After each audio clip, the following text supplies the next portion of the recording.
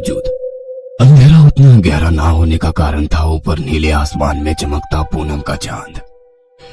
एक चील उस काले आसमान में काफी ऊंची उड़ान भर रही थी। दूर दूर तक सिर्फ घनी झाड़ियों से घिरा वो जंगल, ऊंचे ऊंचे पहाड़ नजर आ रहे थे।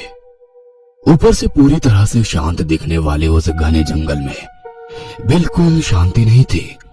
रोज की तरह आज भी वहां एक जंग छिड़ी हुई थी। जंग, जिंदा रहने की जंग। एक तरफ निवाला बनने की जंग तो दूसरी तरफ निवाला बनने से बचने की जंग। भले बाहर की दुनिया शेर को इस जंगल का राजा मानती थी, पर जंगल उसी को राजा मानता था जो रोज अपनी जिंदगी की जंग जीतता है। पेड़ के पत्ते पर चलती चींटी को खाकर एक मेंढक खुद को राजा समझने लगा, तो उस मेंढक को निगलकर सांप ने उसकी जगह ले ली। पर तभी एक नेवले ने सांप को खत्म किया, पर वो नेवला शेर का शिकार बन गया। पर एक हाथी के बच्चे को खाने के चक्कर में हाथी ने शेर को सूंड में पकड़कर दूर फेंक दिया। पर जमीन पर रेंगती चींटी हाथी के कान में गई और उस भारी भरकम हाथी को जमीन पर गिरा दिया। ऐसे इस बेरहम जंगल में एक आदमी साथ लिए औजार से खुदाई कर रहा था। कम से कम 5 फीट गहरी खुदाई करने के बाद उसके औजार को नीचे कुछ लोहे जैसी चीज होने का एहसास हुआ। उसकी खुशी का ठिकाना नहीं रहा। उसने उस चीज पर से मिट्टी हटाई तो पता चला कि वो एक लंबा और चौड़ा बक्सा है। उसने पॉकेट से सैटेलाइट फोन निकालकर उस पर मैसेज टाइप करने लगा। सेंड बटन दबाते हुए खुश होकर अपने आप से बुदबुदाया, हो गया। नीचे झुककर बक्से के ऊपर पीतल का लगा ताला तोड़ दिया और खुशी के मारे झट से संदूक का ढक्कन खोल दिया। अंदर जो कुछ भी था वो देखकर चौंक गया और अगले ही पल उसे अपने पीछे किसी की आहट महसूस हुई। उसने धीरे धीरे अपनी गर्दन घुमाकर पीछे देखा और एक दर्दनाक चीख उसके मुंह से निकली। 2 दिन बाद बीच समंदर में कोई भटकता हुआ समुद्री जहाज लगातार कंट्रोल रूम के साथ आसपास के जहाजों को संपर्क करने की कोशिश कर रहा था। हेलो, क्या कोई मुझे सुन पा रहा है? हम पैसेंजर शिप फंसे हुए हैं। हमारा ईंधन खत्म होने वाला है और हमारे जहाज की कई मशीनों ने काम करना बंद कर दिया है। गुस्से से उस कप्तान ने माइक को कंट्रोल बोर्ड पर पटक दिया और फिर सर पकड़कर बैठ गया। तभी केबिन के अंदर आई उस लड़की ने पूछा, क्या किसी से संपर्क हुआ? हाँ, कोशिश कर रहा हूँ। क्या मतलब कोशिश कर रहा हूँ? पिछले कई घंटों से हम सिर्फ समंदर में भटक रहे हैं और किसी से भी जहाज से संपर्क नहीं हो पा रहा है। मैं अपनी तरफ से पूरी कोशिश कर रहा हूँ और मेरा काम मुझे मत समझाइए। मुझे लगता है ये सब तुम्हारा नाटक है। हम जितने भी लोग यहाँ हैं सब अमीर घराने से हैं और हमारे घर वालों से पैसे ऐंठने के चक्कर में तुम हमें गलत जानकारी देकर भटका रहे हो। अब उस कप्तान को काफी गुस्सा आ गया। वो कुछ बोलता तभी उस लड़की की दोस्त वहाँ आई। माफ कीजिए सर, आप अपना काम कीजिए। इतना कहकर वो दबी आवाज में अपनी दोस्त पर गुस्सा होने लगी। क्या कर रही हो? पहले तो तुम्हारी वजह से हम यहाँ फंसे हुए हैं, अब सिर्फ वही हमें इस मुसीबत से निकाल सकता है। और दोनों लड़कियां वहाँ से चली गयी। गड्ढे के भीतर बेहोश पड़े उस शख्स को अब धीरे धीरे होश आने लगा। उसे खुद पता नहीं था कि वो कितनी देर से वहां बेहोश पड़ा हुआ है। जैसे तैसे वो उस गड्ढे से बाहर निकला और जहां हो सके उस तरफ भागने लगा। वो लगातार भागे जा रहा था अपनी जान बचाने के लिए। ना कोई रास्ता नजर आ रहा था, ना कोई सड़क थी, तो सिर्फ घनी झाड़ियां, कांटों भरी टहनियां, कीचड़ से सनी जमीन। वो पूरी तरह से थक चुका था, सांस तेज हो गई थी। एक पेड़ के पास खड़ा वो थोड़ी देर रुक गया कि तभी उसे कुछ दिखाई दिया। पेड़ की टहनी को सरकते हुए उसने देखा और मानो उसकी खुशी का ठिकाना नहीं रहा। सामने समंदर में काफी दूर एक पैसेंजर शिप धीरे धीरे उसी की तरफ बढ़ रहा था। वह दौड़कर बाहर निकलने ही वाला था कि तभी उसे अपने पीछे किसी की आहट महसूस हुई। उसने पीछे मुड़कर देखा और उसकी चीख उसके मुंह में दबकर रह गई। हिलती हुई झाड़ियों को देखकर पता चल रहा था जिंदा रहने के लिए उसकी छटपटाहट शुरू है, जो कुछ ही देर में बंद हो गई और दोबारा सब कुछ शांत हो गया। वो चील हवा में चक्कर लगाती हुई समंदर के ऊपर उड़ने लगी। हेलो, ये पैसेंजर शिप है। हम रास्ता भटक चुके हैं। हमें मदद की जरूरत है। क्या कोई हमें सुन रहा है? तभी सामने वाले कांच के शीशे से कप्तान को कुछ नजर आया। चारों ओर फैले बेइंतहा समुंदर के बीचों बीच एक टापू जैसा नजर आने लगा। उसे मदद मिलने की थोड़ी उम्मीद जाग गई। सामने रखा माइक उठाकर वो दोबारा रेडियो पर संदेश भेजने लगा। ये पैसेंजर शिप है, क्या हमें कोई सुन रहा है? तब तक शिप में मौजूद 10 के 10 लोगों की नजर टापू पर पड़ चुकी थी। कुछ खुश थे, कुछ हैरान थे। तभी माइक पर कप्तान ने सभी लोगों के लिए संदेश जारी किया। हम एक अनजान टापू के नजदीक है, शायद हमें मदद मिल सकेगी, पर इसकी उम्मीद काफी कम है। मैं और मेरा सहकर्मी नीचे जाकर टापू का मुआयना करते हैं। तब तक आप में से कोई भी शिप से नीचे नहीं उतरेगा। आई रिपीट, कोई भी शिप से नीचे नहीं उतरेगा। शिप पानी में रोककर दोनों नीचे उतरे, पर अंधेरा होने के कारण ठीक से कुछ नजर नहीं आ रहा था। हाथ में टॉर्च पकड़कर वे दोनों टापू पर चलने लगे। पूरी तरह से वीरान पड़े उस इलाके में कोई भी इंसानी हरकत नजर नहीं आ रही थी। तभी कप्तान की नजर सामने कुछ दूरी पर घने पेड़ों के बीच कहीं रुक गई। लग रहा था जैसे कोई उनको घनी झाड़ियों में से देख रहा है, उनकी हर हलचल पर नजर रख रहा है। कप्तान ने अपने साथी की ओर देखते हुए दबी आवाज में कहा, शायद कुछ अजीब सा है इस टापू पर। तुम शिप में जाओ और किसी को भी नीचे उतरने मत देना। वह साथी दोबारा शिप की तरफ चलने लगा और कप्तान हाथ में जलती टॉर्च लेकर जंगल के भीतर जाने लगा। उसका पैर किसी गीली नरम चीज पर पड़ा। उसने नीचे टॉर्च की रोशनी डाली तो नीचे जमीन खून से लाल हो गई थी। आजू बाजू झाड़ियों पर ताजा खून के छींटे बिखरे पड़े थे।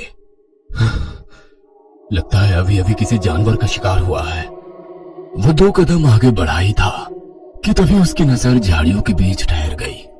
लग रहा था झाड़ियों के पीछे लेटा कोई उसी को देख रहा है। धीरे धीरे वो नजदीक गया और उसकी रूह तक कांप गई। वह सिर्फ इंसानी शरीर कंकाल बन चुका था। मांस खाने वाले लार्वा उस शरीर पर रेंगते नजर आ रहे थे। वह खौफनाक नजारा देखकर वह अपने शिप की तरफ भागने लगा। कांटों भरी झाड़ियों से निकलते वक्त कांटे जिस्म में चुभ रहे थे, पर वो रुका नहीं।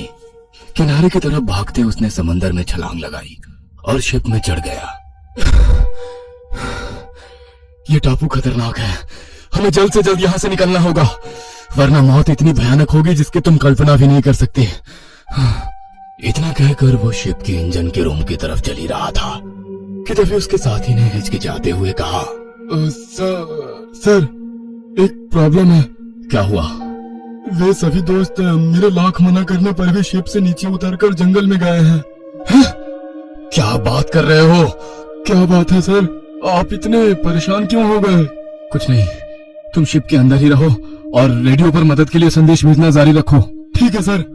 इतना कहकर कप्तान दोबारा समंदर के पानी में उतरे, पर एक अनजाना डर उनके दिलो दिमाग पर छाया हुआ था, क्योंकि जो कुछ भी उन्होंने देखा था वह किसी भी आम आदमी की रूह कपाने के लिए काफी था। धीरे धीरे पानी से बाहर निकलते वक्त वह भगवान से मनी मन एक ही प्रार्थना करने लगे, हे भगवान, मेरा डर गलत हो जाए। ये आइलैंड वो शापित आइलैंड ना हो जिसका डर समंदर के जहाजियों के भीतर है। पानी से निकलकर रेत पर चलते हुए उसने ऊपर आसमान की तरफ देखा तो कोहरे की वजह से आसमान में चांद भी धुंधला दिखाई दे रहा था। वहीं आसमान में एक उड़ती हुई चीज धीरे धीरे आगे बढ़ती नजर आ रही थी। दोबारा उसकी नजरें नीचे जमीन पर कुछ ढूंढने लगी। पास ही पड़ी एक लकड़ी को उठाकर उस पर कस के कपड़ा लपेटकर बांध दिया। पॉकेट में से लाइटर निकालकर लकड़ी पर बंधे कपड़े में आग जलाई। अपने हाथ में टॉर्च वैसे ही बंद रखी और मशाल की रोशनी में आगे बढ़ने लगा। चलते वक्त उसे एक इंसानी कंकाल पेड़ों की एक टहनी पर झूलता हुआ नजर आया। वह एक जगह पर रुककर नजरें घुमाकर देखने लगा। काफी सन्नाटा पसरा हुआ था। आमतौर पर जंगल से आने वाली कीड़ों की आवाज भी नहीं आ रही थी। वह वैसे ही कदम बढ़ाते हुए भीतर चलने लगा। तभी उसकी नजर पहाड़ी पर चढ़ती एक रोशनी पर गई। सभी दोस्त जंगल के भीतर जा रहे थे। अब उन्हें रोके भी तो कैसे? अगर आवाज लगाई तो जंगली जानवरों के साथ पता नहीं कौन कौन सी डरावनी ताकतें जाग जाएंगी। अब उसके पास कोई भी चारा नहीं था। घनी झाड़ियों के बीच से तेजी से कदम बढ़ाते हुए वो उसकी तरफ जाने लगा। चलते वक्त एकदम से उसने कदम रोक लिए। उसका पैर जमीन से कुछ ही दूरी पर था, क्योंकि नीचे एक काला जहरीला सांप एक मेंढक को अपना शिकार बनाने की गात में बैठा था। कप्तान की आंखों में खौफ साफ साफ नजर आ रहा था और अगले ही पल सांप उस मेंढक पर झपटा और उसे धीरे धीरे निगलने लगा। कप्तान संभल कर वहां से जाने लगा, पर वो लोग कहीं नजर नहीं आ रहे थे। वह एक एक कदम बढ़ाता चारों ओर मशाल की पीली रोशनी में इलाके का जायजा लेते हुए चलने लगा कि तभी उसे एक लड़की की चीख सुनाई दी। लगता है कुछ गड़बड़ है, कहकर वो दौड़ता हुआ आवाज की दिशा में जाने लगा। कुछ ही दूरी पर घनी झाड़ियों की दूसरी तरफ सभी लोग खड़े थे। वह किसी तरह उनके पास पहुंचा। कुछ दोस्त वहां खड़े आसपास के इलाके पर टॉर्च की रोशनी में कुछ देख रहे थे। आवाज किसकी थी? ये बहादुर माधुरी की। गुड़िया देखकर डर गई। गुड़िया? कौन सी गुड़िया? वो देखिए। कहते हुए उस लड़के ने अपने हाथ में ली हुई टॉर्च की रोशनी सामने वाले बड़े से पेड़ की दो मूली टहनी पर डाली। वहां पर एक गुड़िया बंधी लटक रही थी। उस छोटी कपड़े से बनाई गुड़िया के भीतर घास फूस भरी हुई थी, जो फटे कपड़े से बाहर निकली थी। सफेद चूने से बनाई आंखें और चेहरा कुछ अजीब डरावना नजर आ रहा था। उस गुड़िया से नजर हटाते हुए कप्तान ने पूछा, तुम्हारे बाकी के दोस्त कहाँ हैं? वे दूसरी तरफ घूमने गए हैं। कितना अच्छा इलाका है। ये पिकनिक स्पॉट नहीं है, यहाँ से जल्द निकलना होगा। उन सभी दोस्तों ने कप्तान की तरफ देखा और एक लड़की बोली, निकलना होगा? पर क्यों? 2 दिन बाद हमने जमीन पर कदम रखा है और खाना भी खत्म हो गया है। भूख भी बहुत लग रही है। यहाँ कुछ तो खाने को मिलेगा। उन सब की तरफ देखते हुए कप्तान ने दबी आवाज में पर गुस्से में कहा, जिस तरह तुम्हें भूख लग रही है, वैसे ही कई भूखे खूंखार जानवर इस टापू के घने जंगल में शिकार का इंतजार कर रहे हैं। जान से मारना दूर, अगर किसी जानवर ने जख्मी भी किया तो हमारे पास ना दवाइयाँ हैं ना अस्पताल। इसलिए अगर जिंदा रहना चाहते हो तो जल्द से जल्द शिप में जाकर बैठ जाओ, और जब तक मैं नहीं कहता कोई नीचे नहीं उतरेगा। कप्तान की बात सुनकर एक लड़के ने कहा, बाकी दोस्तों को भी ले जाना होगा। उसकी बात सुनकर उस लड़की ने आवाज लगाई, दीपा जल्दी चलो। ये सब सुनकर कप्तान का गुस्सा 7वें आसमान पर पहुंच गया। उसने दबी आवाज में कहा, चीखो मत, उनको मैं देखता हूँ। तुम सबके सब शिप में जाओ, अभी के अभी। सब शिप की तरफ वापस चलने लगे। तभी उस इलाके में फैले गहरे सन्नाटे को चीरती हुई एक लड़की की चीख ने सबको दहला दिया। सब एक जगह रुके, उस आवाज की तरफ देखने लगे। तभी सामने कुछ दूरी पर उन घनी झाड़ियों और ऊंची घास में हलचल होती दिखाई दी। ऐसा लग रहा था जैसे कोई लड़खड़ाता, तड़पता, चीखता, दर्द से कराहता हुआ इन्हीं की तरफ आ रहा था। कप्तान उसी ओर देख रहा था और उसके पीछे खड़े सभी दोस्त कप्तान के ठीक सामने हो रही उस हलचल को देखकर सहम गए थे। तभी लगा जैसे वो जो कोई भी झाड़ियों से उनकी तरफ आ रहा था वो लड़खड़ा कर जमीन पर गिर पड़ा है। वो क्या है ये घनी झाड़ियों की वजह से दिखाई तो नहीं दिया, पर झाड़ियों की हलचल के साथ जमीन पर गिरने की आवाज से ये समझ आ गया था। वे दोस्त आगे कदम बढ़ाते कि तभी कप्तान ने उन्हें उसी जगह रुकने का इशारा किया। सभी डर के मारे अपनी अपनी जगह खड़े हो गए। ग्रुप की दोनों लड़कियां बुरी तरह से कांप रही थी। हाथ में जलती मशाल लिए कप्तान धीरे धीरे कदम बढ़ाते हुए आगे बढ़ने लगा। वह नजदीक पहुंच ही गया था कि मशाल की रोशनी कम होते होते पूरी तरह से बुझ गई और दोबारा चारों ओर घना अंधेरा छा गया। अब कप्तान के पास टॉर्च निकालने के अलावा कोई भी चारा नहीं था। दाएं हाथ से टॉर्च पकड़कर वो धीरे धीरे आगे बढ़ने लगा। एक एक कदम संभाल कर रख रहा था, क्योंकि पता नहीं आगे क्या था या क्या होने वाला था। घास और पेड़ों की डालियां हाथों से सरकाकर वो आगे बढ़ा और उसकी टॉर्च की सफेद रोशनी जमीन पर पड़े एक शख्स पर गई। वह उन्हीं के ग्रुप में से एक लड़का था जो जमीन की तरफ मुंह करके लेटा था। कप्तान का दिल डर के कारण जोर जोर से धड़क रहा था। खुद को संभालते हुए उसने उस लड़के के कंधे को हाथ से हिलाया। हेलो, तुम ठीक तो हो? पर जमीन पर पड़े उस लड़के के जिस्म में कोई भी हलचल नहीं हो रही थी। कुछ दूरी पर खड़े सभी दोस्त उस लड़के की तरफ आ गए और देखने लगे। कप्तान ने दोबारा उस लड़के की पीठ पर हाथ रखकर जगाते हुए पूछा, हेलो, क्या हुआ है तुम्हें? और तुम्हारी दोस्त कहाँ है? तभी एक लड़की ने हाथ में पकड़ी पानी की बोतल कप्तान को दी और उसके ऊपर छिड़क कर उठाने के लिए कहा। कप्तान पानी छिड़कने ही वाला था कि अगले ही पल उस लड़की ने अपनी गर्दन आसमान की ओर घुमाई, पर उसकी आंखें देखकर हर कोई दहल गया, क्योंकि किसी ने उसकी दोनों आंखें निकाल दी थी। उसका वो डरावना चेहरा देखकर लड़कियों के मुंह से चीख निकली कि तभी वो जोर जोर से हंसते हुए बोला, ना सूरज निकलेगा ना अंधेरा मिटेगा। उसके जिस्म जमीन की तरफ था और गर्दन दूसरी तरफ। ये खौफनाक नजारा देखकर सभी के रोंगटे खड़े हो गए। जमीन पर पड़ा वो लड़का झटके में उठकर बैठ गया। उसका शरीर एक ही जगह पर स्थिर था, पर उसकी गर्दन वहां मौजूद हर एक शख्स की तरफ घूम रही थी। आंखें ना होने के कारण वो खाली जगह और भी ज्यादा खौफनाक लग रही थी और एक अजीब सी गहरी आवाज में कहा, तुम सब मरोगे, एक एक करके मरोगे। तुम सबका वो हाल होगा कि एक दूसरे के ऊपर तरस खाकर खुद अपने दोस्तों को जान से मार दोगे। शुरुआत हो चुकी है। इतना कहकर वो एकदम से चुप होकर जमीन पर गिर गया, पर अगले ही पल वो जोर जोर से रोने लगा। दर्द से चीखते हुए अपने दोस्तों से बोला, कोई मुझे जान से मार दो, बहुत दर्द हो रहा है, मैं बर्दाश्त नहीं कर पा रहा। तुम लोग भाग जाओ यहाँ से, तुम लोग भाग जाओ। उसके शर्ट के भीतर कुछ हलचल होती दिखाई दे रही थी। कप्तान ने हिम्मत करके उसकी शर्ट फाड़ दी और सामने का नजारा देख मानो सबकी रूह कांप गई।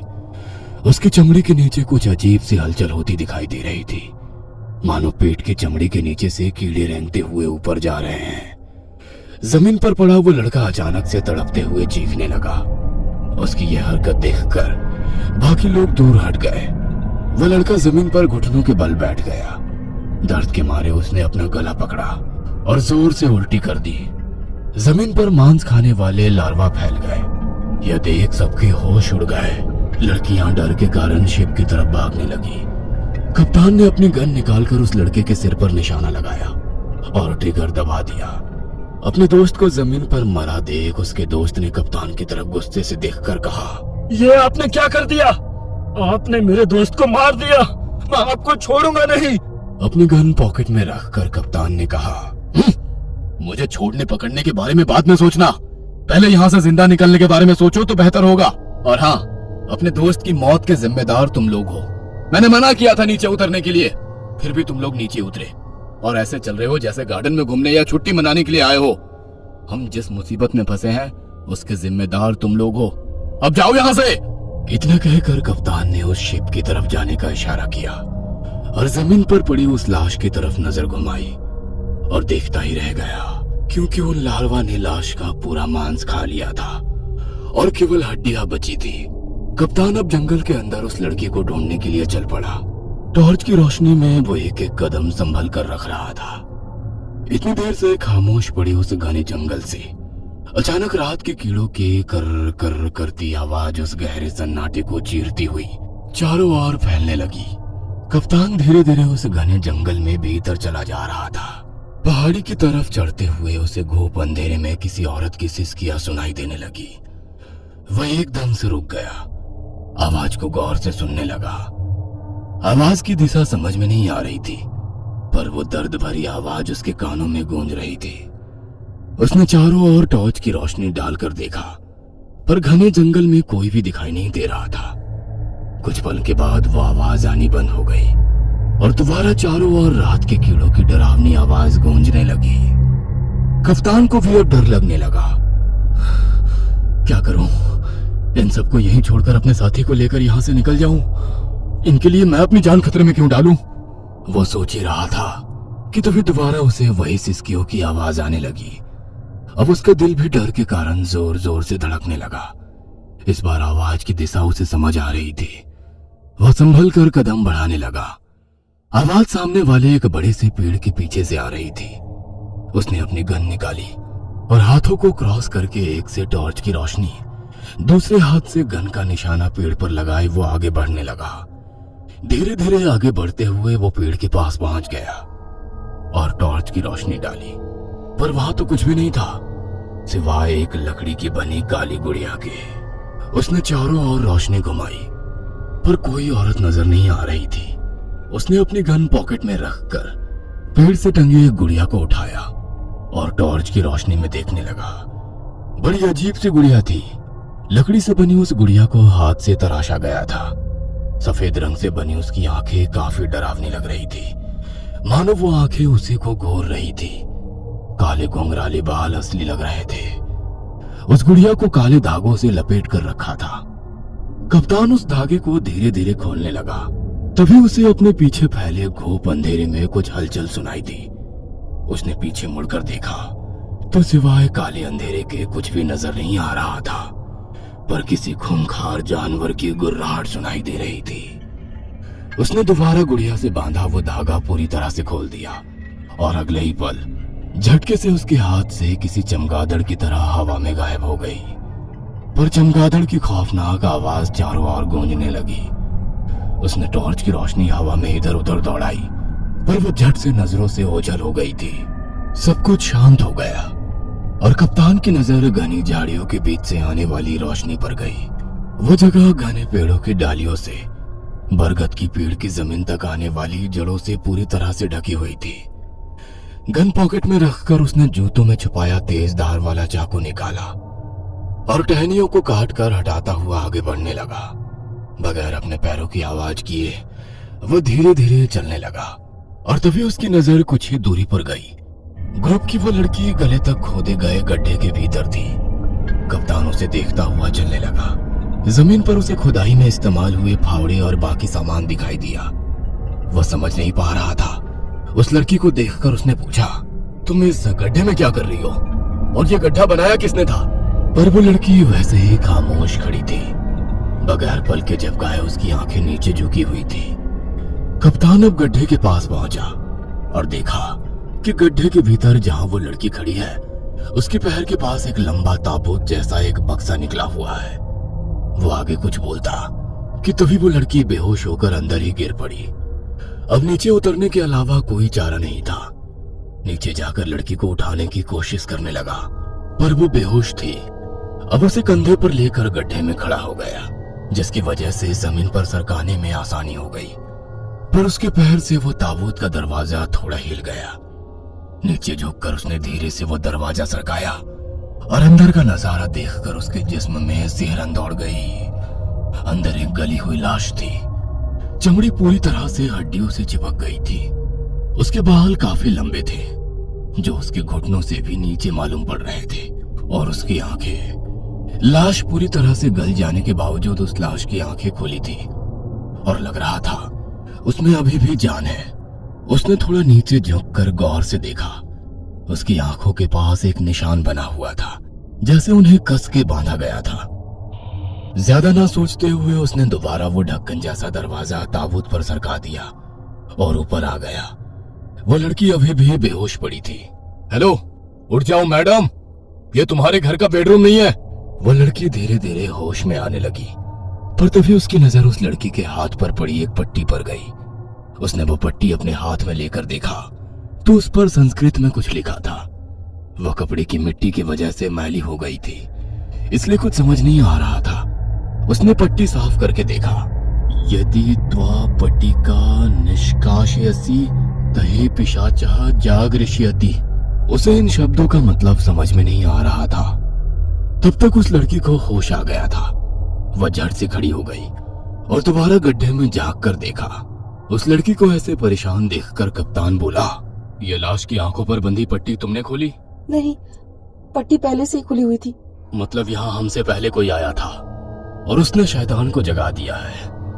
अब यहाँ रुकना खतरे से खाली नहीं है। यहाँ जो कुछ भी है वो सबको खत्म कर देगा। कप्तान के मुंह से निकले इन शब्दों को सुनकर वो लड़की डर के मारे कांपने लगी और झट से रोती हुई जमीन पर बैठकर बोली, सब खत्म हो गया। अब वो हम में से किसी को नहीं छोड़ेगी। ये सब तुम्हें कैसे पता? तुम क्या जानती हो इस जगह के बारे में? ये सब मेरी ही गलती है। मैंने इस आइलैंड के बारे में एक किताब में पढ़ा था। उस लड़की की बात सुनकर कप्तान सन्ना रह गया। गुस्से में उसकी ओर देखकर बोला, मतलब हम यहाँ आए नहीं बल्कि तुम जानबूझकर हमें यहाँ लेकर आई हो? कप्तान की बात सुनकर उस लड़की ने कहा, मैं और मेरी बॉयफ्रेंड ने मिलकर ये प्लान किया था। इस टापू की पूरी हमने जानकारी जुटा ली। मुझे कई व्हाट्सएप ग्रुप पर काफी जानकारी मिली। पता चला कई साल पहले एक राजा ने अपना बहुत बड़ा खजाना इस टापू पर एक जगह गड्ढा खोद कर छुपा दिया था।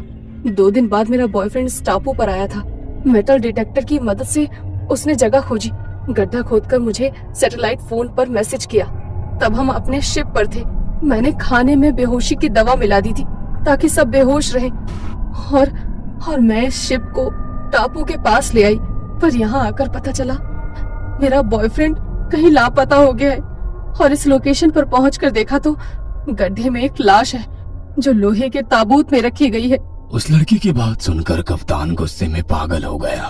ओह, हमारे देश को किसी और ने नहीं बल्कि इन व्हाट्सएप यूनिवर्सिटी वालों ने बर्बाद किया है। हम समंदर में कई दिन कई महीने रहते हैं, इसलिए हर टापू हर बीच के बारे में जानकारी रखते हैं। और अब इस टापू के बारे में जानना चाहती हो ना, तो सुनो। एक राजा के पास लोगों की काफी शिकायतें आ रही थी। एक औरत भगवान का डर दिखाकर लोगों को लूट रही थी। असल में वो शैतान की पुजारिन थी। उसकी नजर इतनी बुरी और असरदार थी कि सड़क से गुजरते हुए किसी बच्चे पर उसकी नजर पड़ जाए तो वो बच्चा कुछ ही देर में बुखार से कांपने लगता। किसी खूबसूरत लड़की या औरत पर नजर पड़ती तो वो मुरझाए फूल की तरह लगने लगती। लोग उसकी कुटिया के सामने से गुजरने को भी डरते थे। एक बार तो हद हो गई। शैतान को खुश करने के लिए सूर्य ग्रहण के वक्त उसने गांव के 4 बच्चों की बलि चढ़ा दी। 5वीं और आखिरी बलि देने ही वाली थी कि राजा के सैनिकों ने उसे पकड़ लिया और राजा के सामने पेश किया गया। उसका होलिया देखकर तो दरबार का हर एक शख्स कांप गया था। वो औरत काली साड़ी पहनी हुई थी। वो खुद भी सांवली थी। माथे पर काला तिलक लगा था। खुले बाल जो घुटनों से भी नीचे थे और उसमें जटाएं बनी थी। हाथ और गली में कई मणियों की मालाएं पहनी थी। राजा उस औरत को देख रहा था, पर उस औरत की नजर राजा की बगल में बैठे उसके बेटे पर गई। वो छोटा बच्चा कुछ ही देर में बुखार से कांपने लगा।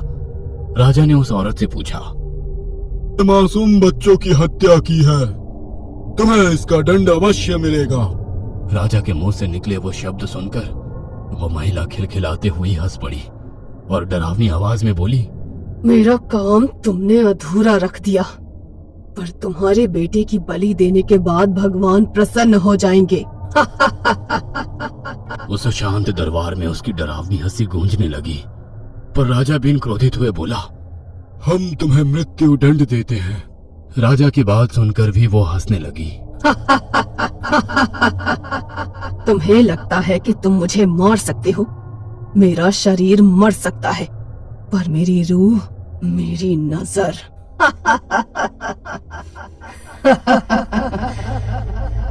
और दोबारा उसकी खौफनाक हंसी चारों ओर गूंजने लगी। तभी दरबार में उपस्थित एक साधु ने कहा, राजन, ये स्त्री शैतान की पुजारी है। अगर इसे मृत्यु दंड दिया तो इसकी रूह पूरे राज्य पर कहर ढाएगी।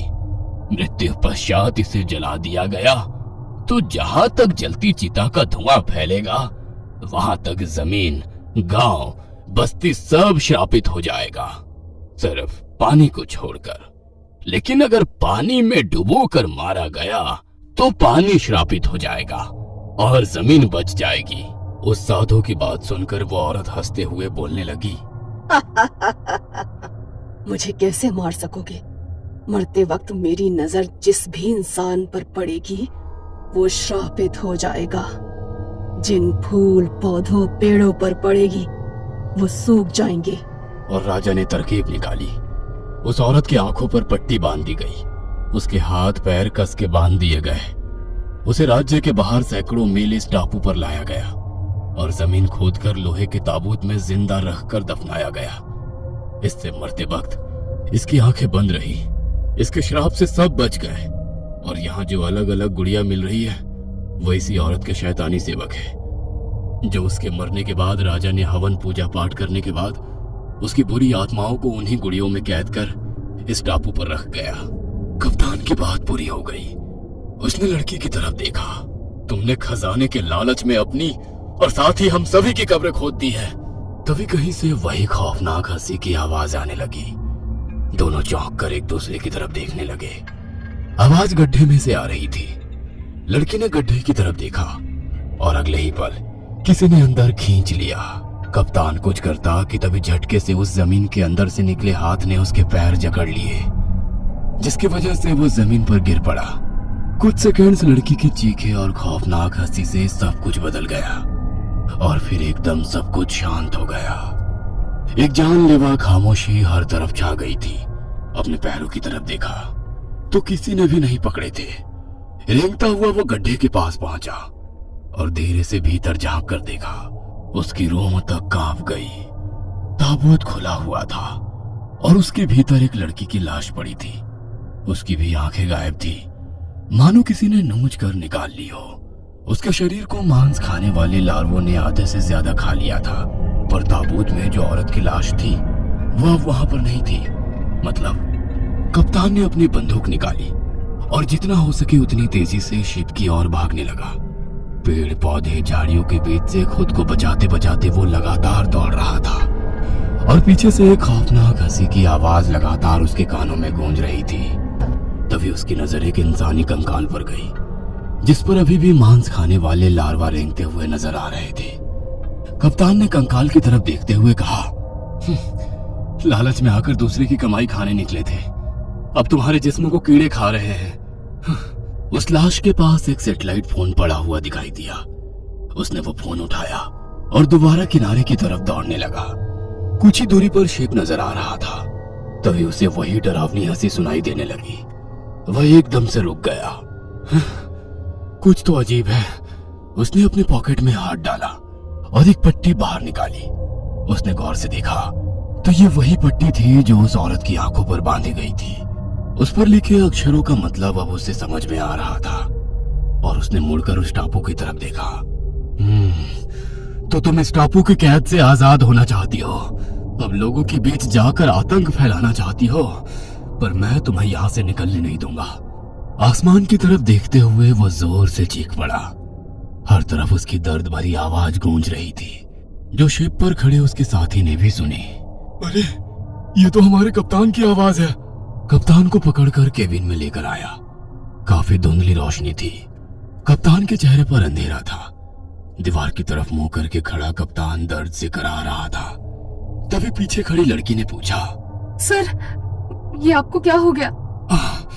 मेरी छोड़ो, तुम्हारे बाकी दोस्तों को यहाँ पर बुलाओ। कप्तान की बात सुनकर कर्मचारी ने कहा, सर अब शिप पर हम दोनों और ये लड़की ही बची है। बाकी सब के सब खजाना ढूंढने टापू पर चले गए। क्या उनका इंतजार करें? कोई जरूरत नहीं, सब मर चुके हैं। इतना कहकर कप्तान पीछे मुड़ा। उसने आंखों पर वही पट्टी बांधी थी जो उस औरत की आंखों पर राजा ने बांधी थी, पर वो पट्टी खून से लथपथ थी। उसकी आंखों के नीचे खून बह रहा था। कर्मचारी ने घबराकर पूछा, सर आपकी आंखों को क्या हुआ? तब कप्तान को सब याद आने लगा। भरे दरबार औरत की वो बात। मुझे कैसे मार सकोगे? मरते वक्त मेरी नजर जिस भी इंसान पर पड़ेगी वो श्रापित हो जाएगा। जिन फूल पौधों पेड़ों पर पड़ेगी वो सूख जाएंगे। नजर उसकी रूह आंखों में जगह बना लेती है। मेरी आंखों में रहकर यहाँ से बाहर निकलना चाहती थी, इसलिए नुकीले चाकू से। कर्मचारी ने दोबारा पूछा, बोलिए सर क्या हुआ आपकी आंखों को? पापी नजर को उतार दिया। मेरे पॉकेट से सैटेलाइट फोन निकालो और कोस्ट गार्ड को इमरजेंसी मैसेज